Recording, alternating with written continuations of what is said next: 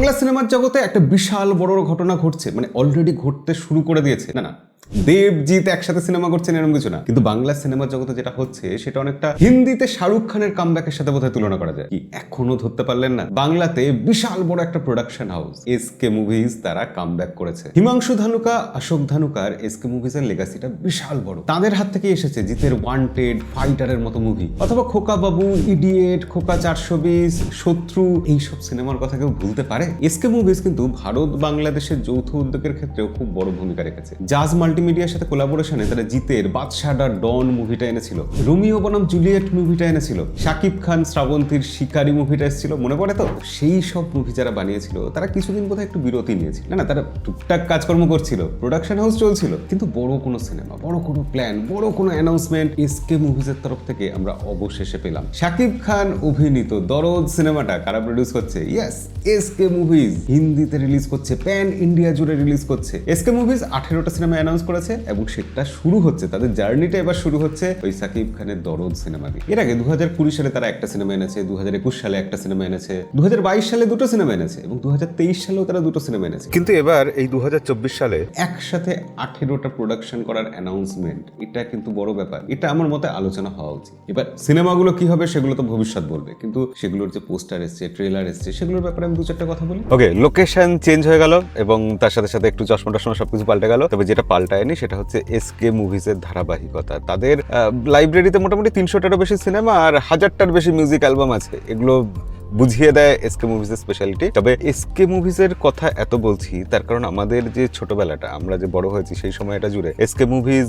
একের পর এক জিতের সিনেমা, অঙ্কুশের সিনেমা বা বড় বড় সব স্টারদের সিনেমা প্রডিউস করেছে। তো আমরা সব সিনেমা দেখে অভ্যস্ত, আমরা দেখে বড় হয়ে উঠেছি। তাই ব্যাপারটা ভালো লাগে যে তারা এত বড় একটা মানে উইথ ব্যাং ফিরে আসছে এবং সেখানে তারা লঞ্চ ইভেন্টে মীর আশরাফ আলী লঞ্চ ইভেন্টটা হোস্ট করেছিলেন। তো সেখানে যে 18টা প্রজেক্ট জানিয়েছে সেখানে মোটামুটি সাকিব খানকে দিয়ে তো শুরু, তারপর অঙ্কুশ হাজরাকে নিয়ে আছে, পরমব্রতকে নিয়ে আছে, ঋত্বিক চক্রবর্তী আছেন, পরপর মানে অনির্বাণ চক্রবর্তী, রজতাভ দত্ত, বিশাল স্টার কাস্টের বিশাল একটা লাইন আপ। এবার সিনেমাগুলো কেমন হবে সেটা আমি এখন জানি না। এরপর সিনেমা আসলে সেগুলো ইন্ডিভিজুয়ালি রিভিউ করা যাবে, সেগুলো নিয়ে বলা যাবে। তবে এখন শুনে যেগুলো এক্সাইটিং লাগছে, যার মধ্যে সব থেকে বেশি এক্সাইটিং আমার মনে হয়েছে অপরিচিত মুভিটা। এমনিতেই ওটা থ্রিলার ঘরানার মুভি, তার জন্য একটু তো আলাদা একটা থাকবেই ব্যাপার। আর তার সাথে সাথে সেখানে ঋত্বিক চক্রবর্তী আছেন, অনির্বাণ চক্রবর্তী আছেন, ঈশা সাহা আছেন, সাপোর্টিং কাস্টও খুব ভালো, ডিরেক্টর জয়দীপ মুখার্জি। তো ওটার জন্য আমি ওয়েট করবো। এছাড়াও যে জিনিসটা শুনলে আপনারা সবাই এক্সাইটেড হবেন সেটা হচ্ছে অঙ্কুশ হাজরা। অঙ্কুশ অভিনয় করবেন রাজা চন্দ্রের পরিচালনা। সিনেমার নাম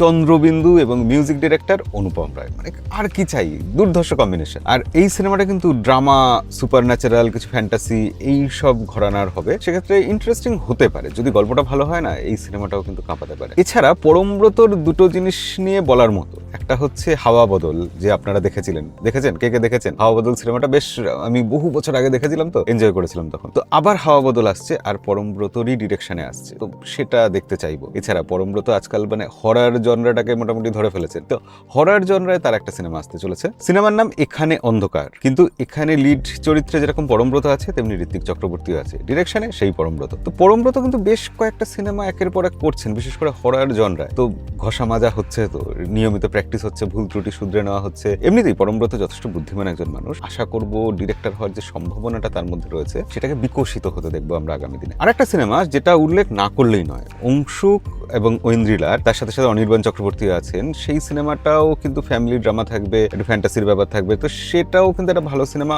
হতে পারে, মানে ভালো হোক বা না হোক সিনেমাটা হিট হওয়ার সম্ভাবনা রয়েছে। অংশুমান প্রত্যুষ এটার ডিরেক্টর এবং এই ধরনের সিনেমা কিন্তু দর্শক পছন্দ করেন। এবার এসকে মুভিজ এরকম সিনেমা প্রডিউস করছে, দেখা যাক তারা দর্শককে কতটা আবার হলে ফিরিয়ে আনতে পারে। আর শুরুতেই যে থ্রিলারের কথা বলছিলাম না, আরেকটা থ্রিলার বেশ ইন্টারেস্টিং হতে পারে, রবীন্দ্র কাব্য রহস্য। সেখানে শ্রাবন্তী চ্যাটার্জি থাকছেন আর ঋত্বিক চক্রবর্তী থাকছেন এবং প্রিয়াংশু চ্যাটার্জিও সেখানে থাকছেন। ডিরেক্টর সায়ন্তন ঘোষাল।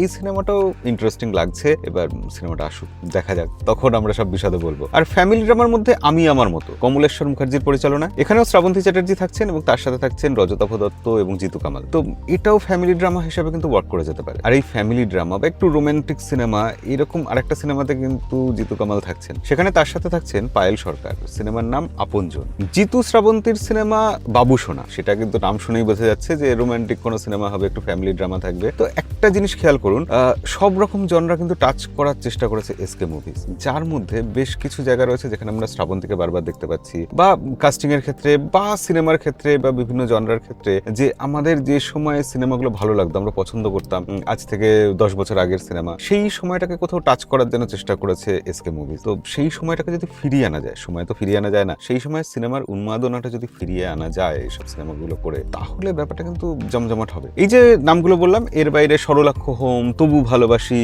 যদি এমন হতো, গৃহস্থ, ভালোবাসি তোকে ভালোবাসি, ডিয়ার দি বা ডিয়ার ডি, তো যাই হোক না কেন নামটা, তো এই সিনেমাগুলো পরপর আমরা দেখতে পাবো। আর সবার আগে যেটা বললাম, দরদ, সাকিব খানের দরদ, এটা তো লাইন আপে রয়েছে। তো দরদ দিয়ে শুরু হচ্ছে, ফিতে কাটা হচ্ছে, আর হয়ে গেছে অলরেডি বলতে হয়, আমি একটু পরে ভিডিও বানাচ্ছি। এবার পরপর আসুক, আসতে থাকুক, দেখা যাক দরদ কতটা সফল হয় এবং বাদ বাকি সিনেমাগুলো কোথায় আমাদের নিয়ে যায়, বাংলা ইন্ডাস্ট্রিকে কোথায় গিয়ে দাঁড় করায়, আলটিমেটলি রেজাল্ট কি হয় দেখার জন্য আমার খুবই অপেক্ষা থাকবে। এরকম বড় প্রোডাকশন হাউসগুলো না এরকম এক একটা লাইন আপ নিয়ে আসুক, বিশাল বিশাল লাইন আপ নিয়ে আসুক। কেউ হয়তো সংখ্যার দিক দিয়ে বড় করবে, 18টা সিনেমা আনবে, কেউ হয়তো 2টো সিনেমা আনবে, 2টো সিনেমার বাজেট হবে 18 কোটি। ব্যাপারটা তাহলে কিরকম ভালো হয় না?